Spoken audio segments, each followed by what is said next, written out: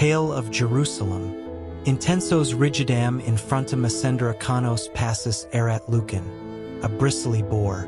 Translation: Let us hurry to the walls, said Abel Fittim to Buzi ben Levi and Simeon the Pharisee, on the 10th day of the month Tammuz, in the year of the world 3941. Let us hasten to the ramparts adjoining the gate of Benjamin, which is in the city of David, and overlooking the camp of the uncircumcised. For it is the last hour of the fourth watch, being sunrise, and the idolaters, in fulfillment of the promise of Pompey, should be awaiting us with the lambs for the sacrifices.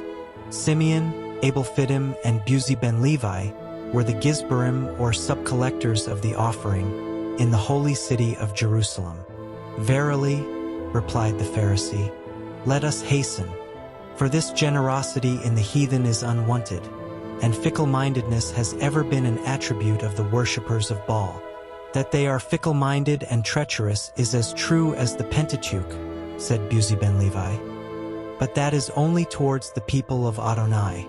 When was it ever known that the Ammonites proved wanting to their own interests?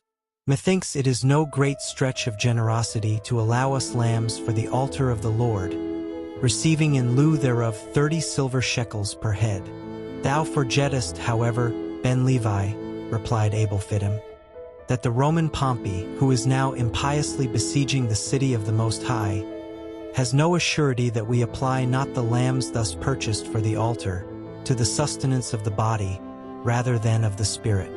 Now, by the 5 corners of my beard, shouted the Pharisee, who belonged to the sect called the Dashers, that little knot of saints whose manner of dashing and lacerating the feet against the pavement was long a thorn and a reproach to less zealous devotees, a stumbling block to less gifted perambulators.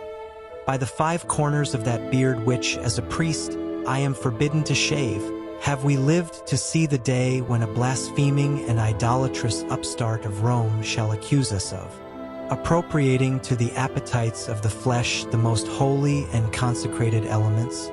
Have we lived to see the day when let us not question the motives of the Philistine, interrupted Abel Fittim. For today we profit for the first time by his avarice or by his generosity, but rather let us hurry to the ramparts, lest offerings should be wanting for that altar whose fire the rains of heaven cannot extinguish, and whose pillars of smoke no tempest can turn aside. That part of the city to which our worthy Gizbarim now hastened, and which bore the name of its architect, King David, was esteemed the most strongly fortified district of Jerusalem, being situated upon the steep and lofty hill of Zion. Here, a broad, deep circumvallatory trench, hewn from the solid rock, was defended by a wall of great strength erected upon its inner edge. This wall was adorned, at regular interspaces, by square towers of white marble, the lowest 60 and the highest 120 cubits in height.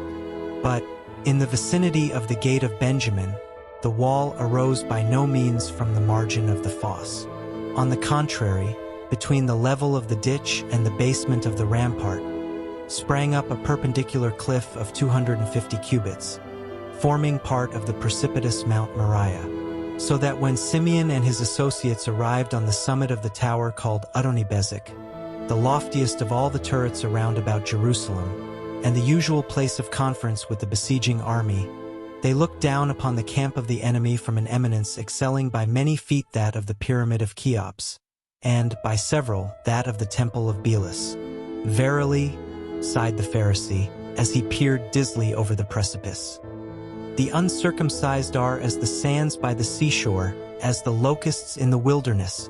The valley of the king hath become the valley of Adaman. And yet, added Ben Levi, thou canst not point me out a Philistine, no, not one from Aleph to Tau, from the wilderness to the battlements, who seemeth any bigger than the letter Jod. Lower away the basket with the shekels of silver. Here shouted a Roman soldier in a hoarse, rough voice, which appeared to issue from the regions of Pluto. Lower away the basket with the accursed coin which it has broken the jaw of a noble Roman to pronounce.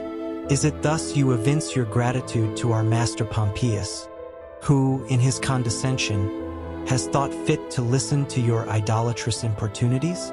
The god Phoebus, who is a true god, has been chariot for an hour, and were you not to be on the ramparts by sunrise? Eadpal, do you think that we, the conquerors of the world, have nothing better to do than stand waiting by the walls of every kennel, to traffic with the dogs of the earth? Lower away, I say, and see that your trumpery be bright in color and just in weight. El Elohim, ejaculated the Pharisee, as the discordant tones of the centurion rattled up the crags of the precipice and fainted away against the temple. El Elohim, who is the god Phoebus? Whom doth the blasphemer invoke? Thou, Buzi ben Levi, who art read in the laws of the Gentiles, and hast sojourned among them who dabble with the teraphim. Is it Nergal of whom the idolater speaketh? Or Ashima? Or Nibas? Or Tartak? Or Adramelech? Or Anamelech? Or Sukkot-Benith? Or Dragon? Or Belial? Or Balperith? Or Balpeor? Or Baalzebub? Verily it is neither, but beware how thou lettest the rope slip too rapidly through thy fingers. For should the wickerwork chance to hang on the projection of yonder crag, there will be a woeful outpouring of the holy things of the sanctuary. By the assistance of some rudely constructed machinery, the heavily laden basket was now carefully lowered down among the multitude, and from the giddy pinnacle the Romans were seen gathering confusedly round it.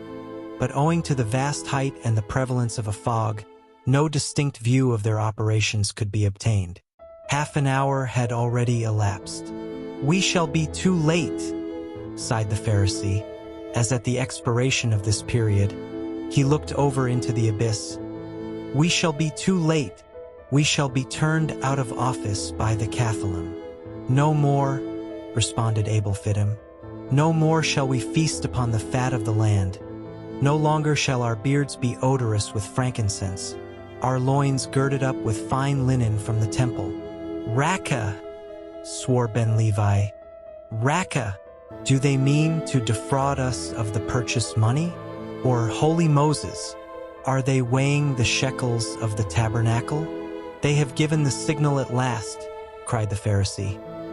"They have given the signal at last. Pull away, Abel Fittim, and thou, Buzi ben Levi, pull away. For verily the Philistines have either still hold upon the basket, or the Lord hath softened their hearts to place therein a beast of good weight." And the Gizbarim pulled away, while their burthen swung heavily upwards through the still increasing mist. Bushohi, as, at the conclusion of an hour, some object at the extremity of the rope became indistinctly visible, "Bushohi," was the exclamation which burst from the lips of Ben Levi. "Bushohi, for shame.